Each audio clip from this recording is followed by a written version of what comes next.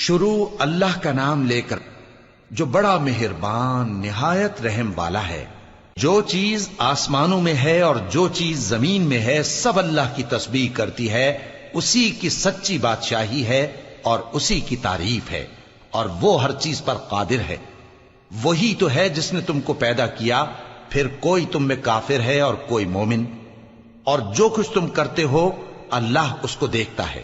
اسی نے آسمانوں اور زمین کو حکمت سے پیدا کیا، اور اسی نے تمہاری صورتیں بنائیں اور صورتیں بھی اچھی بنائیں، اور اسی کی طرف تمہیں لوٹ کر جانا ہے۔ جو کچھ آسمانوں اور زمین میں ہے وہ سب جانتا ہے، اور جو کچھ تم چھپا کر کرتے ہو اور جو کھلم کھلا کرتے ہو اس سے بھی آگاہ ہے، اور اللہ دلوں کے بھیدوں تک سے واقف ہے۔ کیا تم کو ان لوگوں کے حال کی خبر نہیں پہنچی جو پہلے کافر ہوئے تھے؟ تو انہوں نے اپنی کرتوت کی سزا کا مزہ چکھ لیا، اور ابھی دکھ دینے والا عذاب اور ہونا ہے۔ یہ اس لیے کہ ان کے پاس پیغمبر کھلی نشانیاں لے کر آتے تو وہ کہتے کہ کیا ایک آدمی ہمیں ہدایت کرے گا؟ تو انہوں نے ان کو نہ مانا اور منہ پھیر لیا، اور اللہ بھی بے نیاز ہو گیا، اور اللہ بے نیاز ہے، لائق حمد و ثنا ہے۔ جو لوگ کافر ہیں ان کا اعتقاد ہے کہ وہ دوبارہ ہرگز نہیں اٹھائے جائیں گے۔ کہہ دو کیوں نہیں؟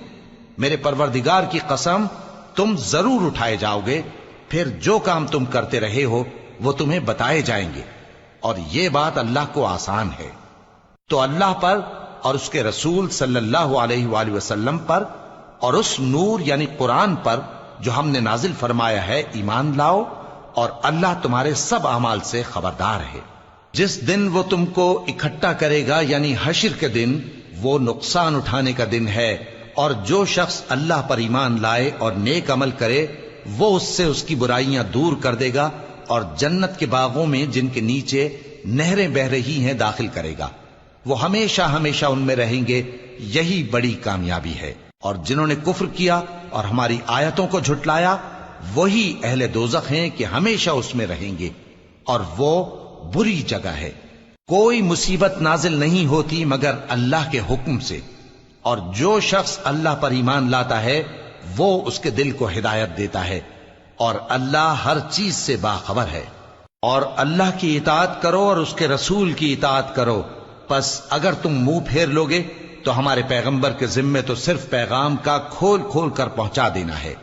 اللہ جو معبود برحق ہے اس کے سوا کوئی عبادت کے لائق نہیں، تو مومنوں کو چاہیے کہ اللہ ہی پر بھروسہ رکھیں۔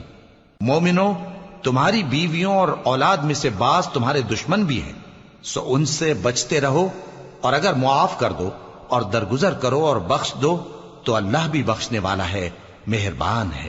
تمہارا مال اور تمہاری اولاد تو آزمائش ہے، اور اللہ کے ہاں بڑا اجر ہے، سو جہاں تک ہو سکے اللہ سے ڈرو اور اس کے احکام کو سنو، اور اس کے فرمانبردار رہو، اور اس کی راہ میں خرچ کرو، یہ تمہارے حق میں بہتر ہے۔ اور جو شخص طبیعت کے بخل سے بچایا گیا تو ایسے ہی لوگ راہ پانے والے ہیں۔